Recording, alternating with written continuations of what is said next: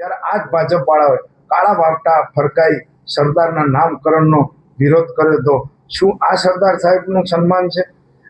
અમદાવાદના સ્ટેડિયમની અંદર અમારા પાટીદાર સમાજના સૌથી સિનિયર આગેવાન અને અમારા ઉત્તર ગુજરાતનું ઘરેણું આત્મારામ કાકાનું ધોતિયું ખેંચ્યું હતું. એ શું સરદાર સાહેબને સન્માન છે?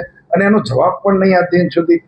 સરદાર સંકુલ જે ગાંધીનગર વિધાનસભા કહેવાય એની ફરતો એરિયા, એને સ્વર્ણિમ સંકુલ કરી નાખ્યું. શું આ સરદાર પટેલને એમને સન્માન આપ્યું છે?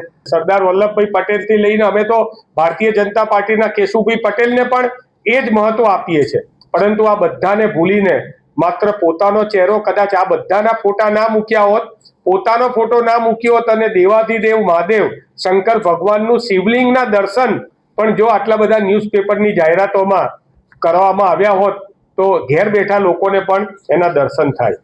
જેમણે સોમનાથ માટે બલિદાન આપ્યું, જેમણે સોમનાથ માટે યોગદાન આપ્યું, તેમને ભૂલીને પ્રસિદ્ધિ દાન મેળવવા માટે જે લોકો નીકળી પડ્યા છે તેમને યાદ કરાવવું છે કે આ પોસ્ટરમાં ક્યાંય અમને હમીરજી દાદા નથી દેખાતા, ક્યાંય અમને વેગડાજી દાદા નથી દેખાતા, ક્યાંય અમને નાનજી મહારાજ નથી દેખાતા, ત્યાં અમને છત્રપાલ સરવૈયા નથી દેખાતા, સખદેવ સોલંકી નથી દેખાતા, એ વીર આહીરાણીઓના ચહેરા નથી દેખાતા.